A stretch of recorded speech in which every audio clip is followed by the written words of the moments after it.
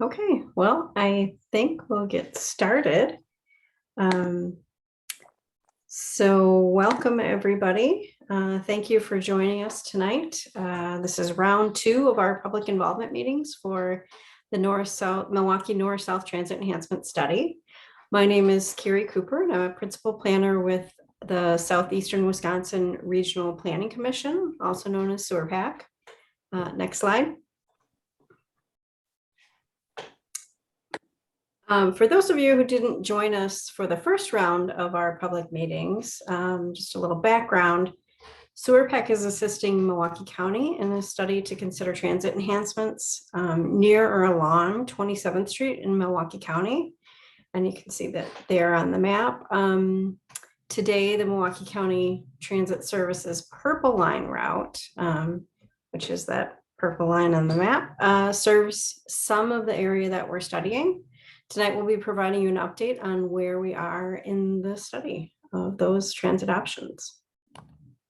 Next slide.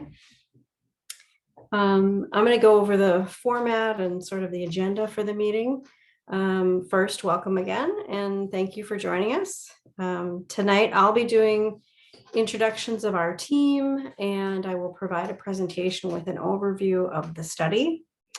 Please feel free to put your questions into the Zoom chat feature at any time or unmute yourself to ask questions. We will have sort of a question and answer a little bit later after the presentation. Our team will be available after the meeting if the meeting ends and we still have some discussion going on, or if you'd like to continue talking with us, we'll stay on after 7 o'clock. And lastly, we'll discuss the next steps for the study and the project. So now I'd like to start off with our team introductions. So Milwaukee County and Milwaukee County Transit staff are on the line, as well as SEWRPAC staff, including Executive Director Kevin Muse and Principal Planner Liz Callan, who will be presenting with me tonight. Hello, can I just mention really briefly, Carrie, we do have a Spanish interpreter on the call right now. So if anyone does need to utilize that, you can choose the interpretation button. You should see it toward the bottom and choose Spanish. Okay. Lo voy a repetir en español. Si alguien necesita interpretación en español, pueden escoger el botón abajo que dice eso y va a haber alguien que pueda hablar en español para ustedes. Okay. So in our first round of public meetings that we did, we felt like we didn't get really enough feedback from people who lived right along the corridor along 27th Street in the neighborhoods in Milwaukee County. We got participation from elsewhere in the city, but so we engaged several community partners who are local community organizations or neighborhood groups to help us getting feedback and getting the word out about the study and our public meetings. So the groups we're working with are the Clark Square Neighborhood Initiative, the Northwest Side Community Development Corporation. I think Sarah's on the line tonight, Sarah Briant, Century City Triangle Neighborhood, Metcalf Park Community Bridges, and VIA, and I think I saw Lydia Viaziz, sorry, Viaziz, and the Near West Side. I think I saw Lindsay St. Arnold Bell and Keith Stanley join in. So hello to our partners. So some of the things we've had them help us out with are a Purple Line bus stop survey right along the transit service along 27th Street, and that started earlier this month. We're also going to be doing mail drops of fact sheets and public meeting information, and they're providing study information and collecting feedback about the study at various community events, including farmers markets, music and neighborhood festivals, and other events. And in addition to those efforts, we do have opportunities for people to provide input on our study website, which is mke northsouth.com. So you can contact us there with any comments you'd have. And we will have some questions posted later this week. And actually you'll receive an email, a follow-up email after this meeting with a link to those little questions and some other information. So we'd appreciate your feedback on the various options we're presenting tonight, either through that email on the website or just verbally or in the chat tonight. So our first round of 2 public meetings, which were also virtual, took place in February. We had 75 attendees for both meetings, 43 survey responses, and 31 map comments. Our study team also met with more than 40 stakeholders to talk about the study and to receive feedback. So some of the themes of the comments and survey responses we received from the first round of public meetings, we asked about the existing Purple Line service.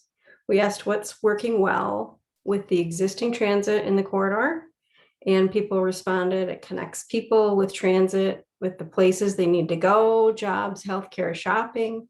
It has good frequency, simple routing, and it's easy to use. We also asked what's missing in the corridor.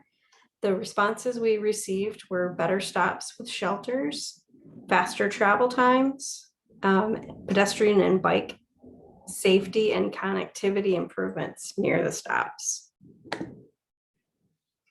So we asked about future enhancements. So what would be the most important improvement to transit in the corridor? The responses were better frequency, dedicated lanes for transit, light rail service, faster travel times. So at the last public meetings, we asked also for comments regarding the statements we presented, which is basically describing what the purpose of the study is and what needs in the corridor would we be addressing. And some of those comments we received were support for the equity focus of the draft purpose statement, which I'll get to in a minute. Concern that focus on serving people of color and low income population implies that transit is only for those groups and not something that everyone would benefit from. Request to add text related to attracting new transit riders. Safety and security concerns near the bus stops. Request for more emphasis on environmental sustainability, and a request to specifically include people with disabilities. So we considered these comments and then we made some revisions to the statements that I will go over now. Next slide. So I'm just going to go through the purpose of this study. So our statement is the purpose of the Milwaukee North-South Transit Enhancement Study is to build upon Milwaukee's existing transit infrastructure and investment to enhance mobility along or near 27th Street and throughout Milwaukee County, focusing on underserved residents in the corridor and supporting the local commitment to racial equity and social justice investments. Racial equity is a top priority for Milwaukee County government. The study is one step toward supporting Milwaukee County's goal to identify and address policies, practices, and power structures that, whether intentionally or unintentionally, favor white people and create barriers for Black, Brown, and Indigenous people. So that is the purpose of this study. All right, next slide. We identified 6 needs for the study that we'll address, and we took feedback that we received that I talked about earlier into account when we updated these. So the first revised need is to provide a viable transit enhancement in the corridor along or near 27th Street. And we've included some comments that we received regarding faster travel times and safety. So this need essentially will address significant travel time differences between driving and transit, add amenities such as improved shelters and safety provisions, Recent planning efforts support transit enhancement in this corridor and connect to existing and planned enhanced transit routes. So Milwaukee County right now is working on the Milwaukee East-West Bus Rapid Transit Project, which runs from downtown out to the Milwaukee Regional Medical Center. That should be in service next year, but that is also an enhanced transit route. And these, that's an east-west route, and this north-south route would intersect with that and connect. So the second need we identified is to help remedy racial inequities and the long-standing systemic racism within the transportation network. The factors for this need include the existing transportation system favors car travel and predominantly white suburban communities that has supported segregation. Inequities in access have played a role in many racial disparities in the Milwaukee metro area.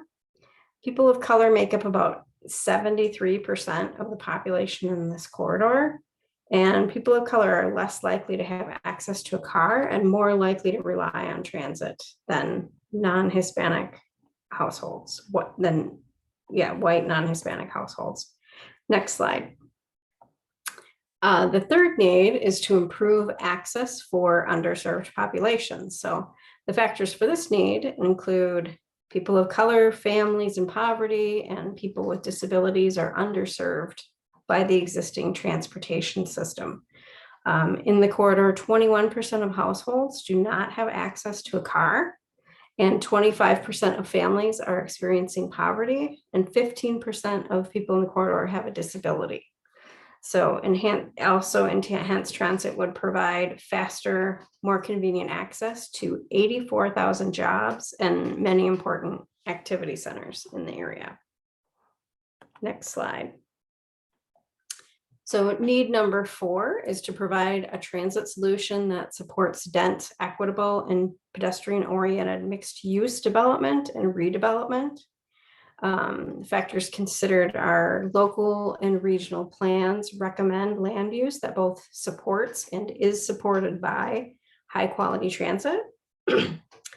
Public feedback indicated a need for better pedestrian connectivity in the corridor, and enhanced transit could encourage new development and support recent investments in the corridor. And coordination with local governments is needed to support those equitable economic developments. All right, need number 5 is to improve the balance of multimodal transportation options to enhance safety for all users. So this need also addresses the safety concerns we heard and was shown in pedestrian crash data. So the factors we considered for this need include traffic safety concerns were a common theme from the feedback that we received. Pedestrian safety, so 25% of county pedestrian crashes were from 2015 to 2019. And those crashes would be crashes between cars and pedestrians or bicyclists. So that's a high number in this corridor. Transit-only lanes can provide some traffic calming, and transit station design can also incorporate some pedestrian safety features. The last need is to invest in environmentally sustainable options that are consistent with local and regional plans. The environmental sustainability piece was another theme that we heard from the previous public meetings. So these factors considered for this need are enhanced transit with increased ridership would reduce single occupancy vehicle travel or having one person and one car. Low or no emission vehicles, such as hybrid vehicles, could further reduce environmental impacts. So those 6 needs are the updated versions that we put together based on the feedback that we received. And the entire draft purpose and need document, which goes into more detail on each of these needs and kind of provides some backup data. That's available on our website at mkenorthsouth.com/library. So you can check out the full document and let us know if you have any comments on it. So now we're going to discuss potential station locations, route options, and transit types that we've been considering for this corridor. Next slide. So here we have range of alternatives that we're considering for this transit enhancement. For the type of transit, we're considering bus rapid transit, which is similar to that, what they're using for the east-west bus rapid transit project I mentioned earlier. And we're also considering rapid streetcar, which is similar to the Milwaukee Hop, except that it would use some dedicated lanes and fewer stops. And light rail transit. So both streetcar and light rail transit would use rails. And so those are the service types that we're considering. We'll go into a little more detail in a bit on those. So, and then on the right, we have the map of alternative routes, which includes both rail and bus options. The existing rail line in the corridor is the 30th Street corridor, and that's the blue dash lines. And the solid lines are the street options, which could be used for, we could use the street roadway for bus rapid transit, or if you have one of the rail options, we'd have to install rails in the street for those options. So the 30th Street rail corridor is just that segment in the blue dash line. And that connects to 27th Street at Lisbon. So it's basically, there's a grade change. So the rails are lower than the Lisbon and the street, which goes over. And so we would have to provide some type of a ramp or a bridge that would go up to connect the rails to Lisbon. Then it would go east on Lisbon and down 27th. So for that rail option, rails would have to be installed in the roadway on Lisbon and heading south to 27th Street. And then either the options that you see on the south to Drexeltown Square in Oak Creek or to Ascension Hospital in Franklin. So, and then the other bus rapid transit options would also go all the way north to Brown Deer, same as the 30th Street corridor. But the bus rapid transit options would head south on Teutonia Avenue and then over to Bayshore, either on Silver Spring or on Hampton, and then up Green Bay Avenue over to Silver Spring to Bayshore. So that's sort of an either or option. And then on the south, those options that we talked about going to Drexeltown Square or Ascension, the service could go to either of those or end at Northwestern Mutual. So these are some of the route and technology options that we are not considering as part of the study. So we wanted to go over what we're looking at, but then also just make sure we understand what options we aren't looking at in this for this corridor. So for commuter rail, the ridership on the corridor was just too high for that for the typical commuter rail service. And it wouldn't be able to fully serve the corridor effectively all the way down to Franklin. Commuter rail, it could be used. This 30th Street corridor could be used in the future, but it would most likely be used for a longer regional rail route. So commuter rail lines are definitely just usually a regional service and not as local as this. So bus rapid transit light is another option where the service would run fully in mixed traffic lanes. So the cars and the buses would be in the same lane and not dedicated for the transit options. So that just wouldn't show any significant time savings. Then we have the local streetcar, which is slower than rapid streetcar, which we mentioned we're looking at. because the stations are spaced too close together. And it also would travel in mixed traffic. So those travel times just wouldn't improve enough. So then on the map on the right, you can see the red dash lines. Those are the options that we are not considering. So there's the rail option that goes to Granville, and that option just doesn't serve the general area that we're looking at along 27th Street. And then the other rail options from the 30th Street corridor south of Lisbon that go downtown, those are also in red because we're not looking at those routes. Those would go downtown and they really wouldn't be serving the full corridor to the south. So these are the options, like I said, that we're not considering. So if you do have any input you'd like to give us on this or have any comments, just let us know. Could you possibly go back to the slide right before this? Sure. This one Mhm. or this one? Right before this slide, right? Okay. Okay, because I was confused about the difference between light rail and commuter rail. Right. And Kevin's going to talk about that in a little more detail in a minute. So I just kind of blew out like a fast, light description of those three things, but he's going to get into it in a little more detail. So. And I don't want to interrupt you, Danelle, if you had any other questions on that one, but I did also just want to mention one other question that came in through the chat. Okay. Someone asked, Brian asked, it's actually back to one of our need slides. Okay. About pedestrian crashes. Are you saying 25% of pedestrian crashes in the county occurred along the 27th Street corridor? And yeah, so the data that we're looking at for that statistic is pedestrian crash data from 2015 to 2019.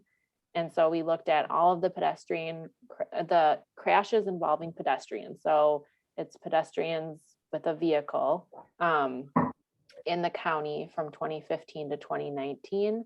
And 25% of those were within our half mile of basically the routes that we're looking at, which is only about 12% of the land area of the county. So it is a pretty concentrated rate of crashes that we're seeing on this corridor that involve pedestrians specifically. Yes, Brian said it's a shocking statistic. It is very high. Yeah. So, and that's why we got all the comments about safety. So yeah, it is something that is definitely a need in this corridor, and we'll consider options to kind of remedy some of that. I'm just going to go back to this slide. People had any other questions about the routes or the previous route map that we're not considering?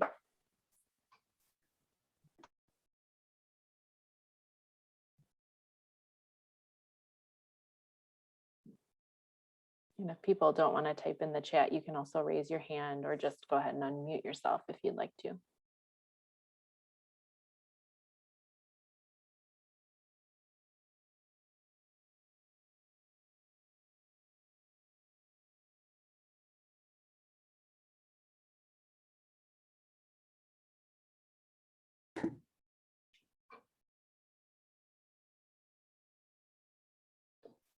Does look like Brian's got his hand raised. Oh, Yeah. I missed that. Okay.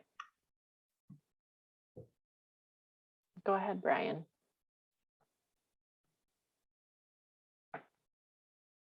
When we're talking about alternative options, for example, on the north end, are you looking at only picking one, or are you possibly looking at multimodal options?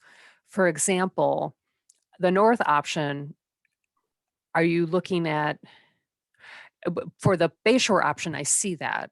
Is it possible to do those together, or do you have to pick a one or another? Go ahead, Kevin.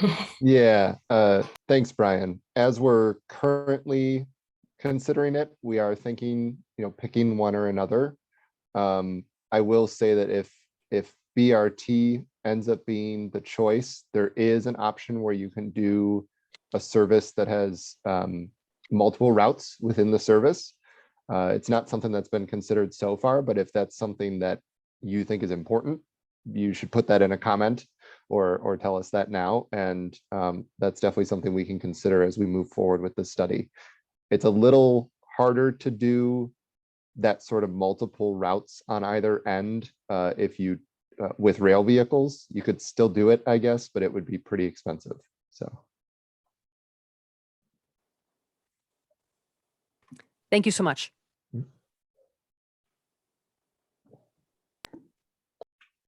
Okay, I think we can move on to the station locations then.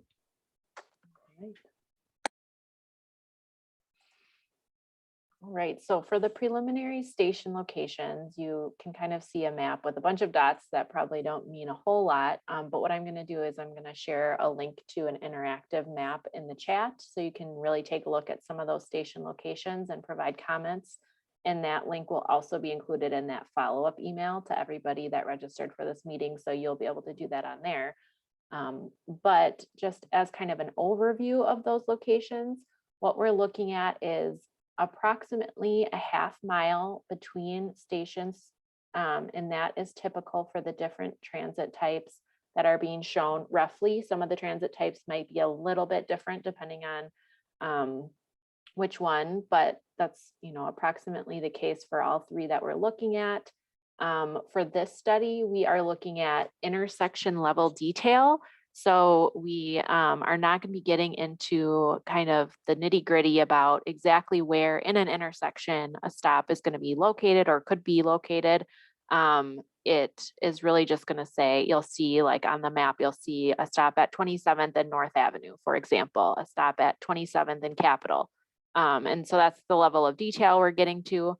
But if you do have comments about more specifics, you can certainly provide those, and those will be included. We'll kind of keep those with the record of comments. And as the study moves on, those will be, that can be a point of reference as this, goes into further project development potentially. And then what we're looking at for station locations is really prioritizing locations that have intersecting transit routes. So in this map on the right-hand side, these gray lines here are the intersecting routes in the system. And there are a lot of intersecting east-west routes that cross 27th. I mean, just by nature of, the north-south corridor. So there is a lot of transferring that currently happens on the purple line to and from. So we prioritize those locations. We did look at existing ridership as far as which stops had the highest levels of on-offs. And then we also looked at what the land use was like around those potential station locations. So are there destinations that people can or would want to walk to? And we also thought a little bit about future land use and what's planned for the area. And generally speaking, it is possible that if an area is planned for development, but it doesn't currently have a whole lot, that a station could, be added in the future if and when that development does occur. So we're kind of keeping all of these things in mind when we chose these locations. But with that said, we would really love to get your feedback about any specific spots that you think, should be included or shouldn't. And then just any general comments about stations would be great. Looks like we might have a couple of comments. So any thoughts about the last mile and any work with Dave Steele with the Regional Transit Leadership Council? I think I'll start that and I'll let anyone else add on to this. I know that is something we have talked about. Typically with an enhanced transit service, you don't want a lot of circuitous routing because you want it to be efficient. You want it to generally kind of be in a straight line if you can. So that is something that we've discussed, that the potential for connecting, shuttles or other connecting sort of smaller transit you know, vehicles basically that could provide that last mile connection to some of the business parks in the area and some of the larger employers that are in the general vicinity of this, but not close enough to walk to.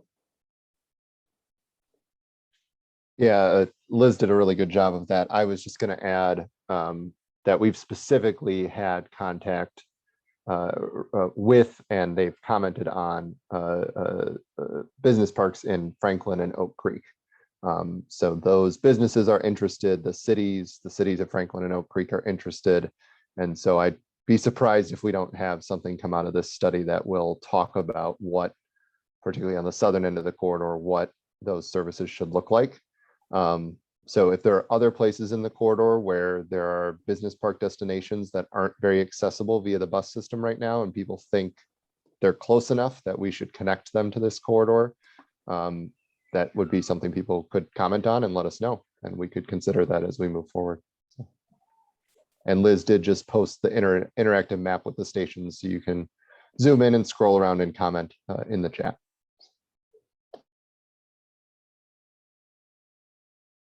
Any other general comments about stations, or even if there are specific comments about certain locations, we do have some time set aside to kind of have a little bit of a discussion on these things. If anyone wants to either raise their hand or put something in the chat, or just unmute yourself, you can do that too.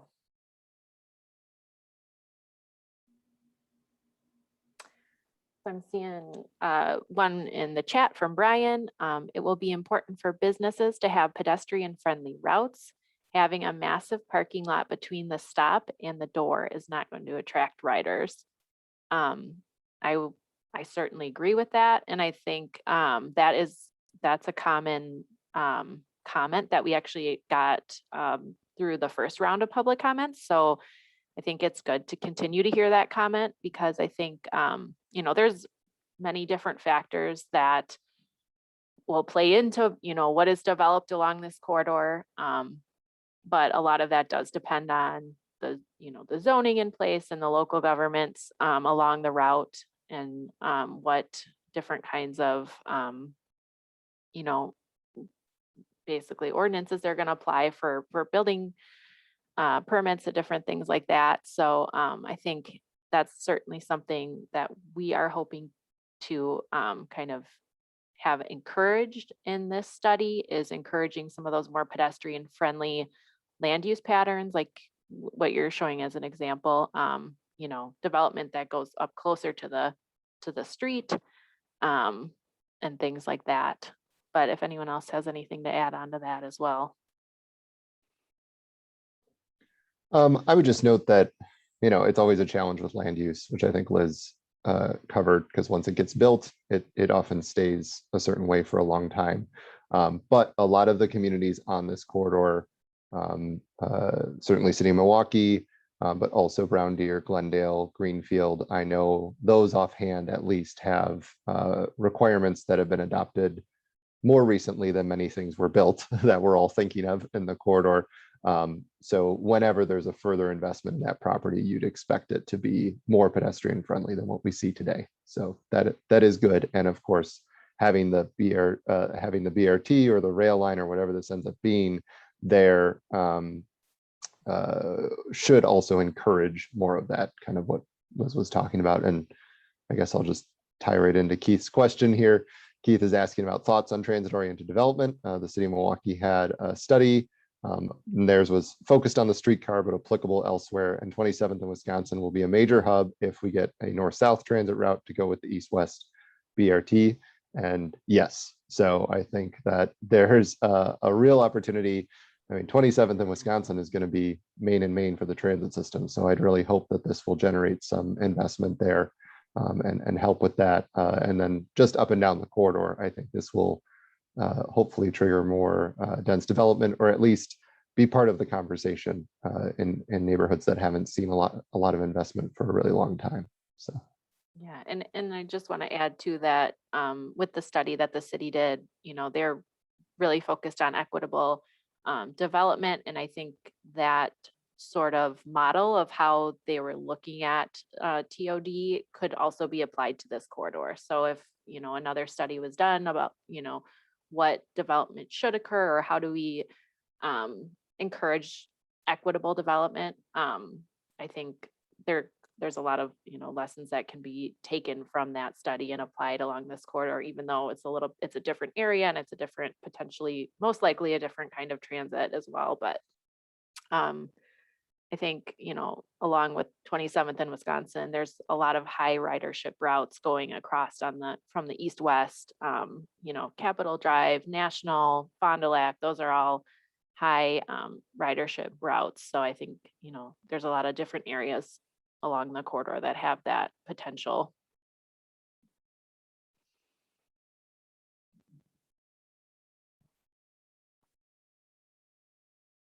All right, I'm not seeing anything else, but we will, I think, have some more time for questions and comments. So if people have other things about stations, we can, of course, answer that later on in the meeting, but I'm going to just move on to transit types.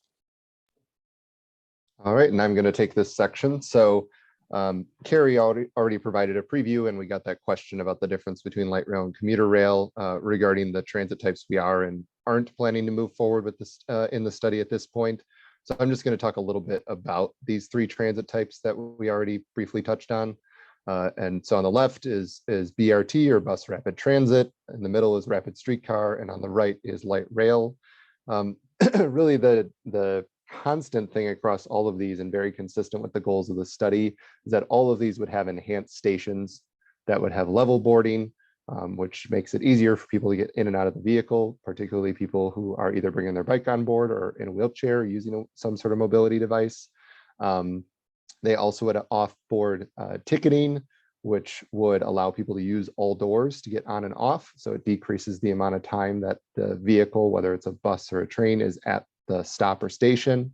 And all three of these also would include various types of what's called transit signal priority, which basically reduces the amount of time that a vehicle spends at a red light.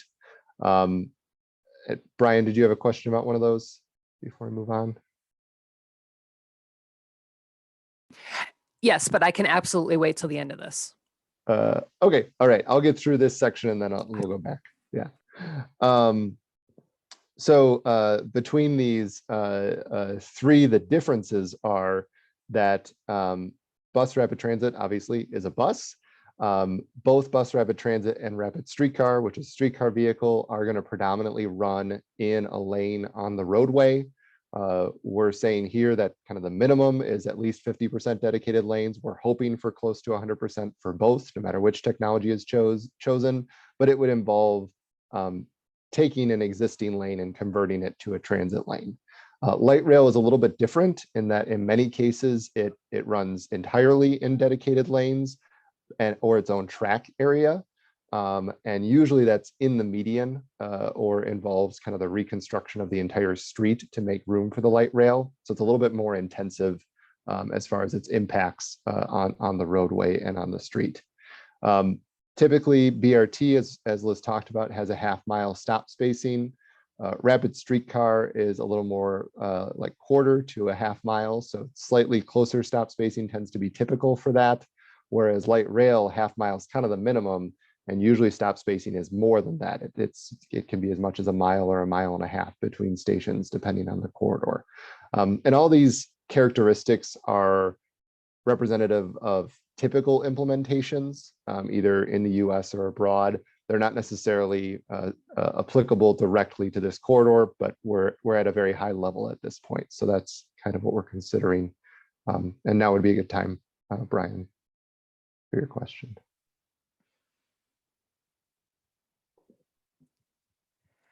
I was curious, suppose we started with one particular kind, for example, the BRT or the streetcar, for example, whatever it is. And then later on, you transition to some kind of a different method. Would some of the infrastructure be compatible at all? Could you still use any of the platforms, et cetera, et cetera? Yeah, so BRT and streetcar would probably be the most compatible with each other. The vehicles wouldn't be too much longer for a streetcar. You could probably order them so that they're like the hop, they're shorter, similar to a bus. So, you probably could convert it from a BRT to a rapid streetcar without too much difficulty. Light rail is a little bit harder. It is heavier duty, and usually the platforms are quite a bit larger, and they usually require more space than you would have set aside for like a BRT platform. So converting that doesn't mean you couldn't do it if ridership increases enough that you need light rail, but the conversion would involve reconstructing a lot of the corridor to make that happen.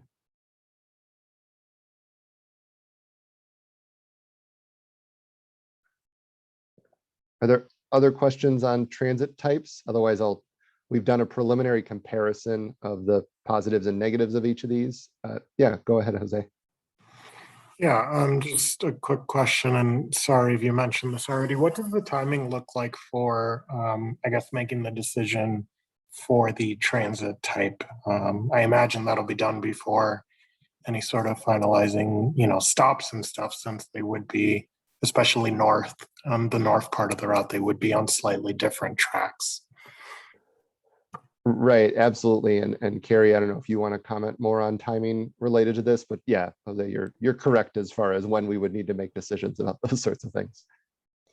Yeah, so we'll go over the schedule a little bit in a minute, but I think specifically we are right now, what Kevin is going to show next is sort of we're looking at these options and some of the preliminary data that we have, he will go over, and we've kind of done sort of a green, yellow, red on some categories that we're considering for those.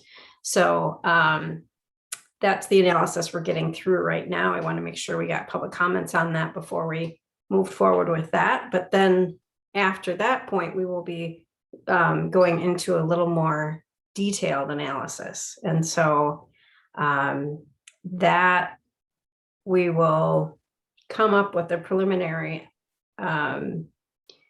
decision. I don't know, it's not a decision, but sort of a recommendation at the end of that next analysis. So the next time we come out after this round of meetings would be in September.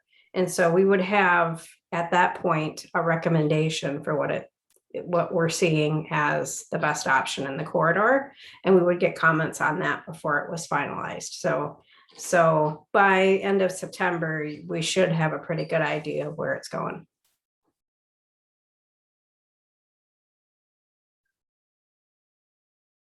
Thanks, Gary. Mm-hmm. I think I'll go to the next slide, and feel free to ask questions about this slide if they come to you as we go here. So as Carrie just said, this is a very initial evaluation of these three different transit technologies. These are not the only criteria we're going to be using to compare them. And in fact, if you have other criteria you'd like us to use or other questions we should ask when we're thinking about this, please let us know. But it's very high level, as Carrie said, green showing kind of the best performance or the highest compatibility with implementation in this corridor, yellow showing kind of middling compatibility, and red showing the lowest compatibility with the implementation as we are currently thinking of it within this corridor. So I'm just going to go through each of these quickly, and let me know as you have questions, either interrupt me, raise your hand, or type them in the chat and we'll get to them. So will the typical vehicle used with this transit type fit with the expected number of riders?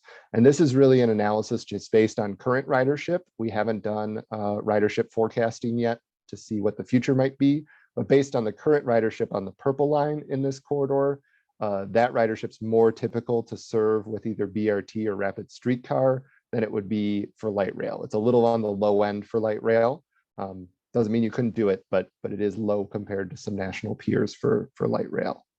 Would this transit type provide the hours of operation and frequency needed in this corridor? So this is about how much service we can provide, and that really doesn't matter by technology. We could provide the amount of service we would want with any of these technologies, and in fact, that's one of the reasons we're not moving forward with commuter rail is that it would have a challenge in providing the level of frequency and the amount of service and the station spacing we were thinking of for this corridor. And commuter rail is typically much larger vehicles. I forgot to cover that earlier in response to Danelle's question. And so it takes them longer to stop, takes them longer to accelerate, and they are usually not as frequent as we are thinking of in this corridor.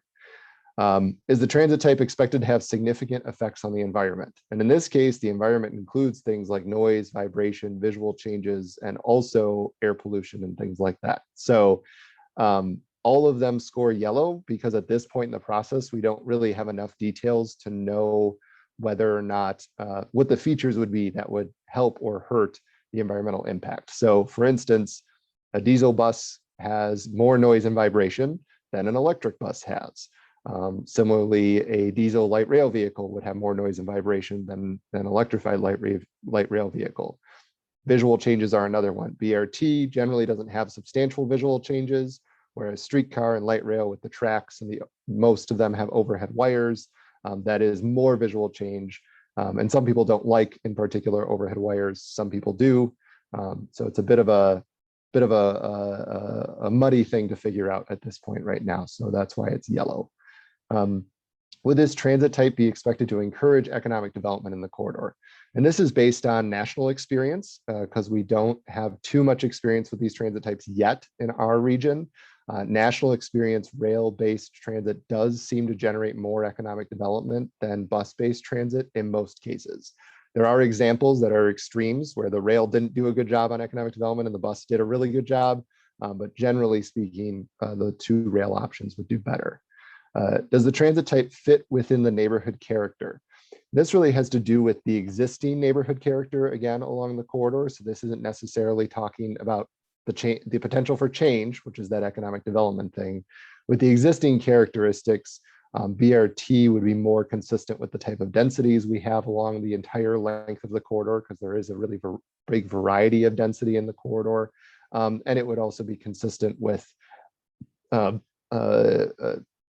not triggering as much change necessarily than the rail options as well. So kind of a balancing act there, very much related to the economic development piece as well. Local and regional plans, this is important. It's important to see what local governments are planning in this area. And then we work for the regional planning agency, so we look at our own plans as well. BRT is very consistent with what local units of government have already planned for this corridor. Either they specifically talk about BRT in this corridor or they talk about improving the bus service in the corridor. And the regional plan also says that this should be a rapid transit corridor, which could be bus rapid transit or light rail, which is why light rail gets a yellow. There weren't any local plans that we found that specifically talked about light rail on 27th Street, and we didn't have either local or regional plans that talked about rapid streetcar. But again, that doesn't mean those plans can't be changed. It's just where we are right now. And then finally, the construction costs. And so this is a tough one because as anyone who's been paying attention to transit in Milwaukee knows, the system we would like versus the system we have, there's a really big funding gap there. And the county is the implementing agency for this project as it's currently understood. And the county has financial limitations. And so we are looking at the typical costs per mile for these technologies. And so BRT does perform better. We're using the local example of the Milwaukee East-West BRT there and the cost per mile for that. Whereas streetcar and light rail are more expensive. Streetcar is cheaper than light rail, but they're still both quite a bit more expensive per mile. I do want to note here that where we are in the study, we had to take a high level look at this, depending on that northern end. If we pick the rail corridor, the 30th Street rail corridor in that section, these rail options may be the same cost or even a little bit cheaper than the bus option because you'd have to build a brand new roadway in the rail corridor if you're going to put a bus there. So the reason that BRT is so much cheaper in this corridor is because the road already exists and we would plan to use the same road and stripe a lane or something like that to separate it, but otherwise do something to separate it, but otherwise use the existing pavement. So with that, it looks like we got a number of questions in the chat. So I'm going to scroll up to try to take these in order. So Danelle asked, what is, oh, this is earlier, what does interruption of service look like while this is being built? And what kind of study has been done to measure the impact on low-income communities needing to get to work, et cetera? So I'm going to take those as two separate questions here.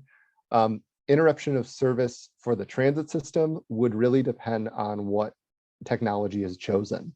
BRT, most of the construction work would be around the stations. And so there would need to be temporary stops where the Purple Line would serve nearby while there's construction in a specific location. And we'll be seeing this when the East-West BRT is constructed. So we'll get a good preview of what that looks like.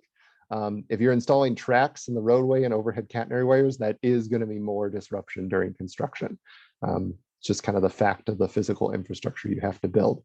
So either one would require adaptation during construction, but you know, I'm sure everyone would make the best effort possible to reduce those impacts on the neighborhoods and the communities as much as possible. And then what's been done to measure the impact on low-income communities. So that's one of the main reasons that we're doing this project, is talking about getting people to work, getting people to educational opportunities, getting people to whatever their daily needs are faster and better, and focused in particular, given the rates of poverty in this corridor and other disadvantaged populations in this corridor, focus in particular on that improvement in access that would be gained by improved transit service. So we are measuring that impact. And that is something that would be evaluated further as part of an environmental process in the future under the Environmental Policy Act. Okay, my question, I know that it can positively impact our communities after it's built, but what I see most of the time when we're making these type of plans is we don't measure the impact while we're doing it. I mean, people can actually lose employment. Most of the people on jobs in my community, if they miss a day of work, they don't have a job. And so I'm really looking for people to like do a harm analysis. What could possibly happen? Because if we do that, then we will make all kind of best efforts to make sure service is not interrupted in a way that it could cost some employment. Sure. Yeah. Okay. And that's a great point. We'll definitely take that comment and make sure that it's considered. I would say I can't foresee an example where the transit system wouldn't keep running the Purple Line even during construction. It doesn't mean there wouldn't be diversions if need be. And so I'm not going to promise no impact, but we're not canceling a route for a couple of years while we build this thing. Nobody's considering that. So we would try to do our best to minimize that.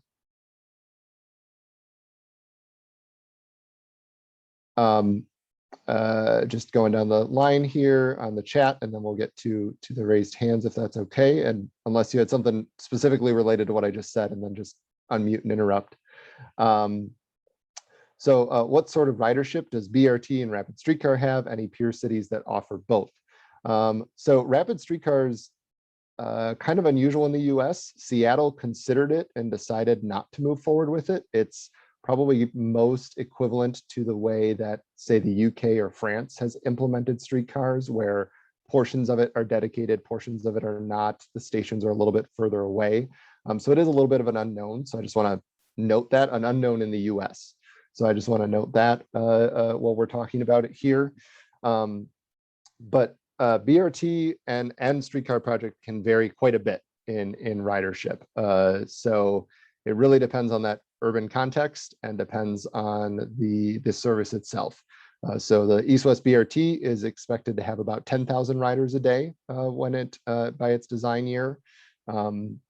There are BRT examples that are much higher than that, northwards of 20,000. I think the LA, the former Orange Line in LA, they've renamed it. I think it's the G Line now or something like that, is about that level. And certainly there are cities that have light rail and BRT, and the light rail again is more, the low end of light rail is where I was talking about the high end of BRT being. So that 20,000 people a day is kind of the low end of light rail. And then some of them go up, 40, 50, 60,000 or more a day. In Boston, it's 200,000 people a day on their light rail line, which is more of a multiple line. So that's a little bit of a comparison challenge. Construction costs are a criteria. Oh, this is from Michael. I see construction costs are a criteria. Are operating costs being considered as well? That's something that differs between rail and bus service. Yeah, absolutely. So we haven't gotten to that point yet because it really depends on the characteristics of the route chosen. The decision point on, well, not the decision point, but the difference with the operating costs is per hour of service, a rail vehicle costs more to operate compared to a bus vehicle. But if your ridership is high enough, you'll need to run so many buses that eventually a rail vehicle will be cheaper per passenger. And so that's part of why the typical vehicle used fit with the expected number of riders question is important. That gets at the operating costs associated with the project.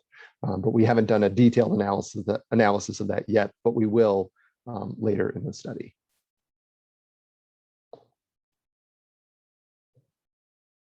And Keith, you're asking about the American Recovery Act. You've also got your hand up. So do you want to expand on that a little bit? Yeah, so just two items. One, the American Recovery Act. Thanks, Kevin. The American Recovery Act, anyway, we might be able to get some funds. I know state, county, and city are getting funds. Might that be helpful? And then two, more of a deeper question, and I know it's been touched upon a little bit, but I am always concerned and just want to know if there's any best practices when it comes to making sure, as a city of Milwaukee native, I know that usually public transportation is usually associated with people of color and poor communities. Any best practices on how we can make sure that narrative, we can work on that narrative? It just, to me, it's somewhat disappointing because it seems as though that could be prohibitive to the work we're trying to do to improve transit throughout the whole entire state, definitely the city of Milwaukee. But once you make that connection of poor communities of color, then people have wrong ideas about crime and safety, and it just goes on snowballs from there. Well, okay, I'll take you gave me the easy one first. So the ARPA, the Recovery Act dollars that everybody's been talking about, the city got about 400 million, the county, I think a little less than 200 million. I can't recall the state's number offhand right now. So those dollars typically, as the Treasury Department has delineated, are not geared towards transportation projects. You can get a little creative as far as there's clauses in there around economic development projects related to impacts from COVID.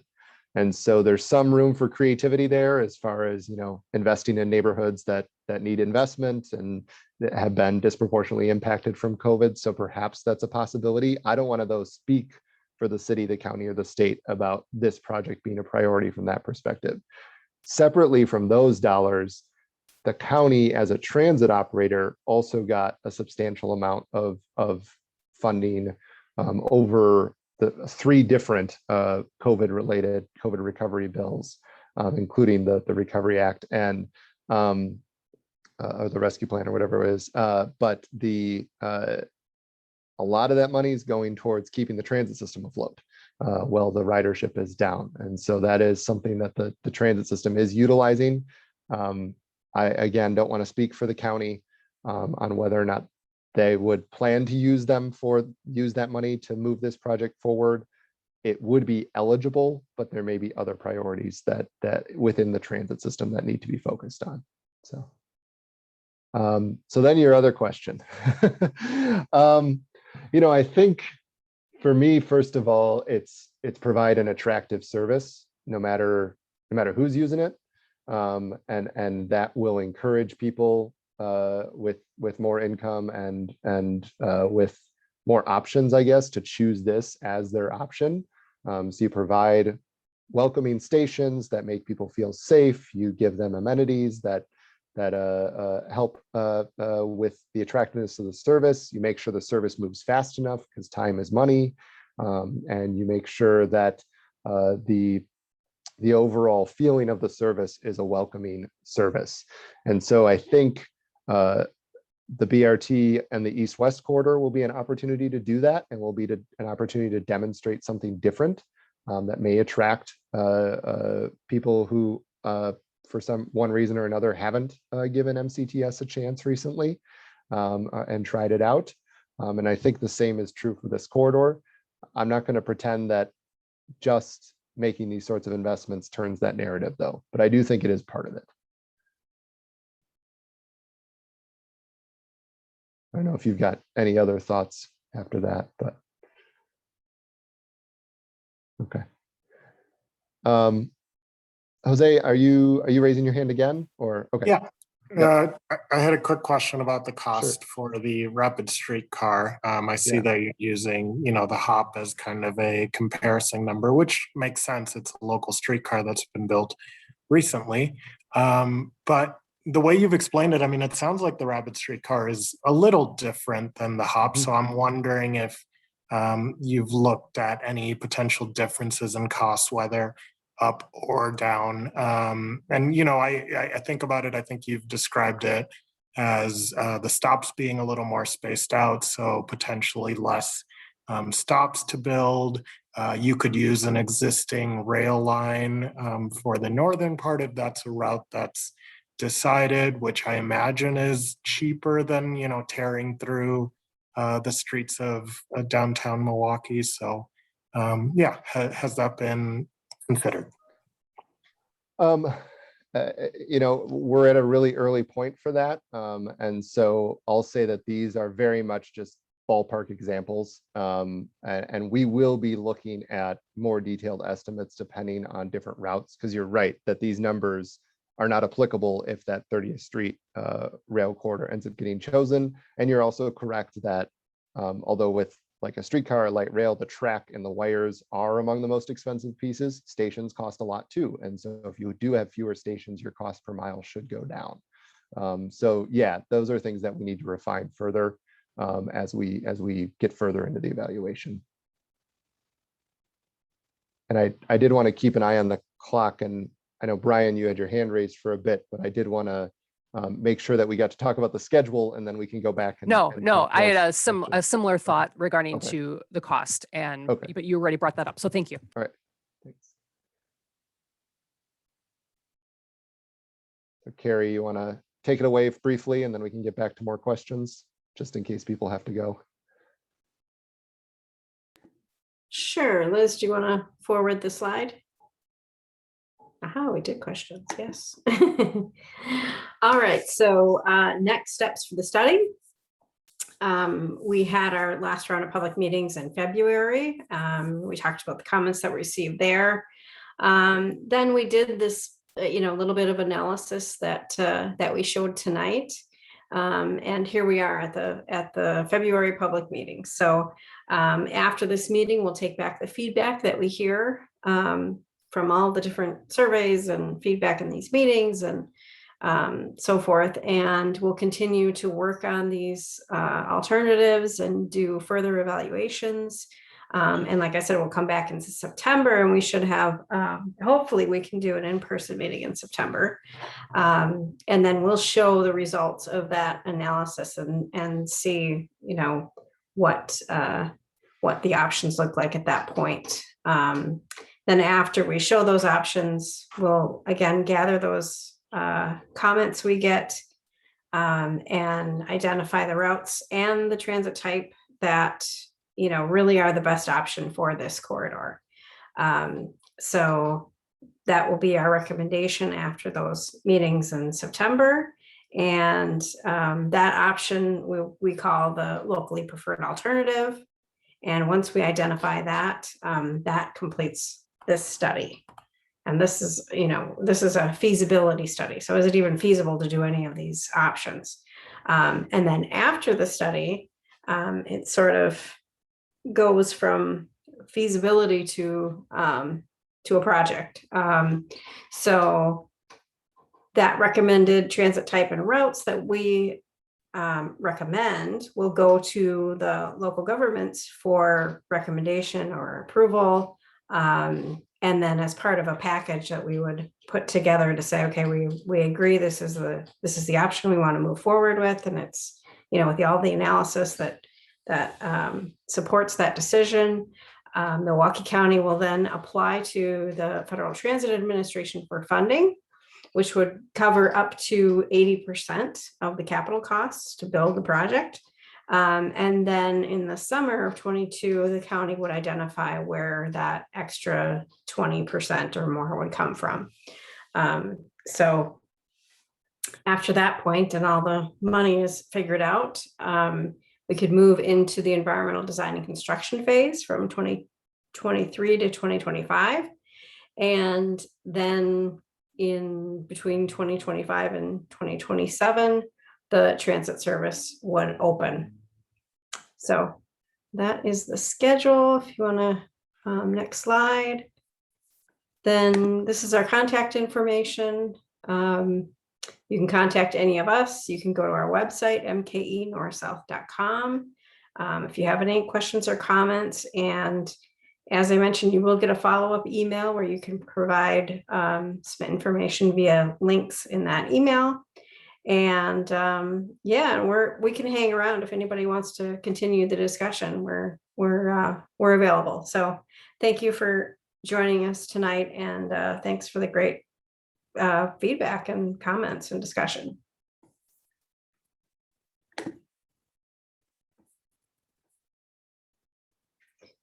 All right, so we'll just see if we get any more comments, questions, hand raising.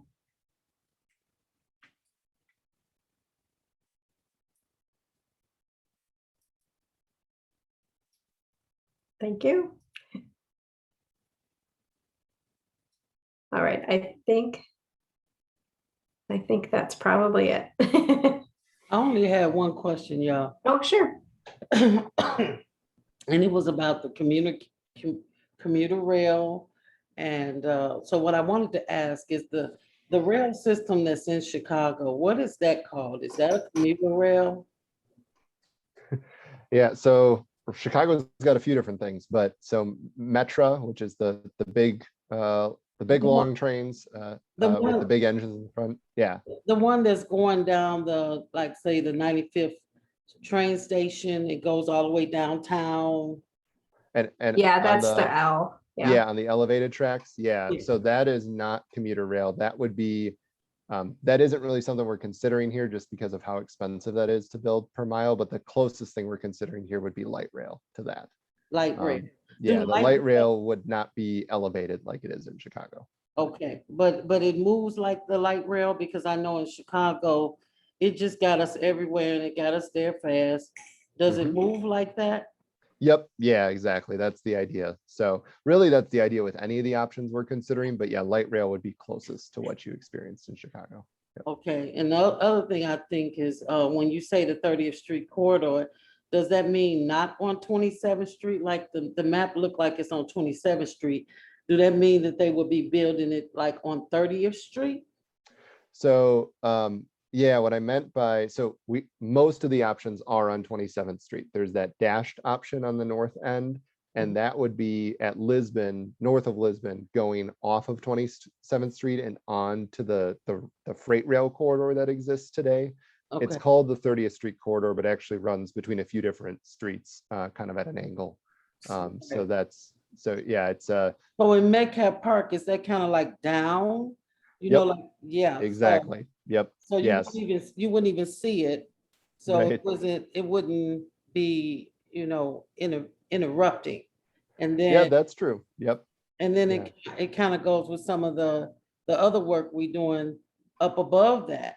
So that's why I was thinking about it. Okay, so that answered all my questions. I appreciate y'all.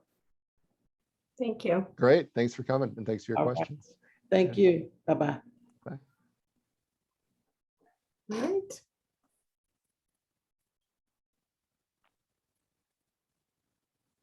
I think that's probably it. Yeah. Okay. All right. Thanks, Yeah. everybody. Thank you all. Thanks for joining us. Yep. Bye. Bye-bye. Make Thanks, sure guys. Take care. to get the recording.